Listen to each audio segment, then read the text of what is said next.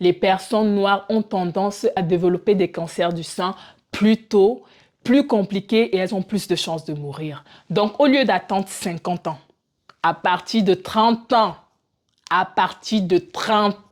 tu commences tes autopalpations.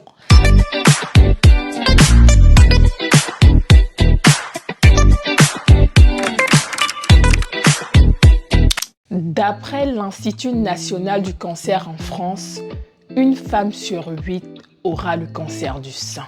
Et ce qui est terrible, c'est que les femmes noires ont 2 fois plus de risques de mourir. Je tiens à préciser que dans cette vidéo, je vais avoir un discours terre à terre pour que tout le monde puisse percevoir le message. Le cancer du sein est le cancer qui touche le plus de monde.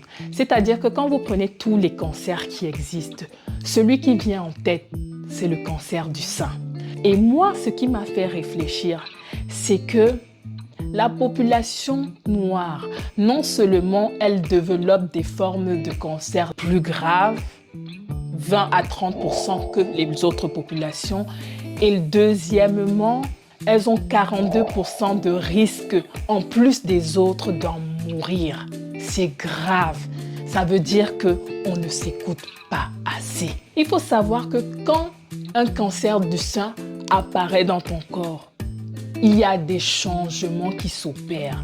S'ils ne sont pas visuels, tu pourras les sentir. C'est pour ça que je vais te montrer comment on fait pour éventuellement déceler s'il y a des modifications en toi. Une des choses qui revient dans ça, c'est que premièrement, c'est vrai, il y a des inégalités face à la santé. Et on retrouve que la communauté noire, en matière de santé, elle fait moins attention à sa santé. C'est-à-dire que quand tu as un problème, tu ne vas pas voir le médecin. Pourquoi? Pourquoi tu attends que quand tu as un petit problème, il faut que ça s'empire? C'est cette raison qui fait que quand on décèle souvent les cancers, c'est souvent à un stade très avancé. J'ai une de mes cousines, paix à son âme, qui est morte dans la quarantaine, il n'y a pas longtemps. Elle avait un cancer du sein avec des métastases. Je reviens un peu t'expliquer. Ça se passe comment? Des cellules commencent à se développer dans ton sein, tu vois. Au lieu que la cellule meure, elle ne va pas mourir parce que c'est des cellules anormales. Elle se développe, elle se développe, elle se développe. Si tu remarques le changement, là, tu peux aller voir un médecin. À ce stade-là, il y a quasiment 99% de chances que tu sois sauvé parce que on va enlever la tumeur et on va te donner des médicaments. Là où le problème survient maintenant, c'est que les cellules s'amassent. Il y a une petite boule qui apparaît. Elle augmente. Toi, tu n'es pas attentif parce que tu te dis « Ah, c'est une petite douleur, ça me fait pas mal, ça va passer. » Ça s'amasse. Et quand la tumeur est très importante, ces tumeurs-là, les cellules-là peuvent se décoller et partir dans le corps. C'est là où interviennent les métastases. Ça peut aller sur ton foie, ça va bousiller ton foie. Ça peut aller sur tes poumons, ça te fait des problèmes respiratoires. Ça fait que tu te mets à tousser, tu vas voir le médecin. On décèle un cancer du sein parce que tu as laissé que la maladie se développe. C'est ça qui fait que chez les personnes noires, ce soit trop tard. Donc l'exemple que je viens de vous donner, en fait, c'est le principal exemple qui touche les personnes noires. C'est qu'elles ne s'écoutent pas assez. Deuxième, c'est aussi que les inégalités en matière de soins. On sait que certains systèmes de santé en Afrique sont à améliorer. Si vous êtes attentif, ça va pouvoir être pris en charge. En France, l'État a mis en place un système qui fait qu'on reçoit une convocation et on a la possibilité de faire ces mammographies. Vous voyez, à partir de 50 ans. Mais il faut savoir que si dans ta famille, il y a quelqu'un qui a été atteint du cancer du sein, tu peux voir avec ton médecin traitant. Et au lieu d'attendre 50 ans, à 30 ans, il peut te prescrire une mammographie et c'est pris en charge. Vaut mieux faire une mammographie et qu'il n'y a rien régulièrement plutôt que de se dire que de toute façon, je ne me sens pas concernée pour l'instant. Non. Si dans ta famille, quelqu'un a eu le cancer du sein et que tu es en France, parle-en à ton médecin traitant. Parce que toi, tu ne vas pas faire ta mammographie à 50 ans comme c'est dit dans les textes, mais tu pourras la faire un peu plus tôt. Et c'est pareil en Afrique. Si dans ta famille, quelqu'un a eu le cancer du sein, ça s'adresse aussi à toi. Tu dois instaurer des contrôles, soit des autopalpations. Je vais te montrer comment on fait. Et si quand tu te fais des autopalpations, tu as des inquiétudes, tu as des questionnements, n'hésite pas à parler à un professionnel de santé. D'après l'étude que je vais vous mettre en barre de description, les personnes noires ont tendance à développer des cancers du sein plus tôt, plus compliqués et elles ont plus de chances de mourir. Donc au lieu d'attendre 50 ans, à partir de 30 ans, tu commences tes autopalpations. Si lors de tes autopalpations, tu as ces signes, adresse-toi à un professionnel de santé. Quels sont les signes qui vont attirer ton attention? Tu te connais. Depuis que tu es adolescent, tu as eu les seins, tu connais la forme que tes seins ont. Tu regardes tes seins.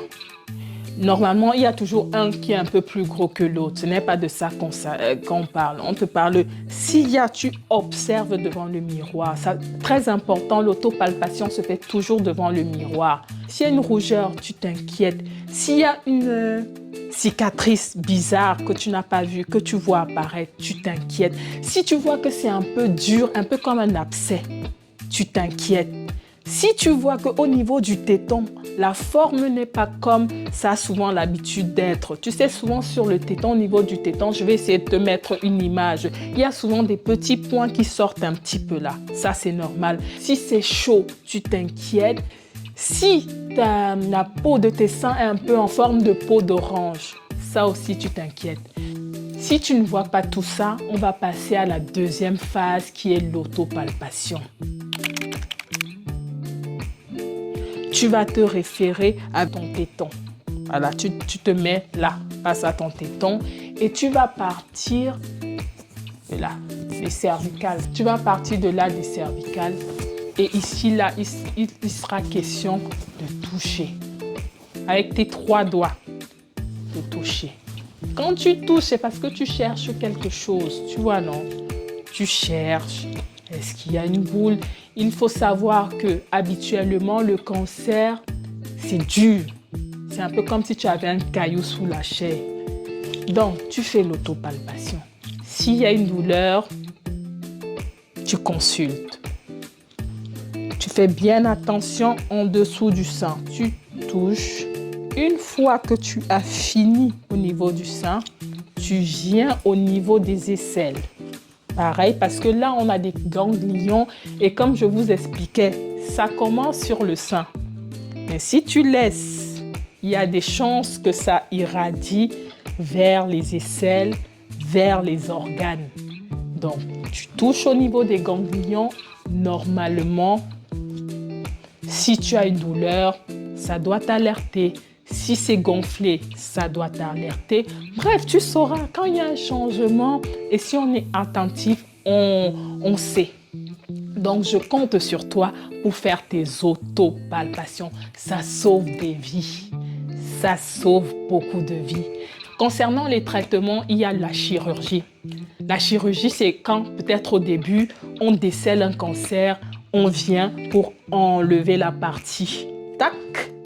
Mais quand on va enlever la partie, il va rester parce que c'est dans ta chair. On va enlever la boule, mais il va rester quelques petits débris. Et c'est là où peut intervenir la radiothérapie où on va venir éliminer ces débris. Ou encore, tu peux avoir la chimiothérapie, c'est-à-dire que soit en comprimé avec des traitements, soit on va te donner en perfusion des médicaments qui vont venir éliminer toutes les traces de la maladie. En tout cas, cette vidéo en ce mois d'octobre, c'était pour vous dire, mesdames, mes sœurs, il faut prendre en soin sa santé. Vous savez que c'est une chaîne où on prend soin de nous. Alors, je compte sur vous pour partager cette information.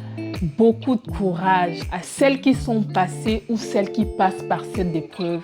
Sachez que vous n'êtes pas seuls. Nous sommes de tout cœur avec vous. Mes chères sœurs, en ce mois d'octobre, serrons-nous les coudes pour faire barrière au cancer du sein.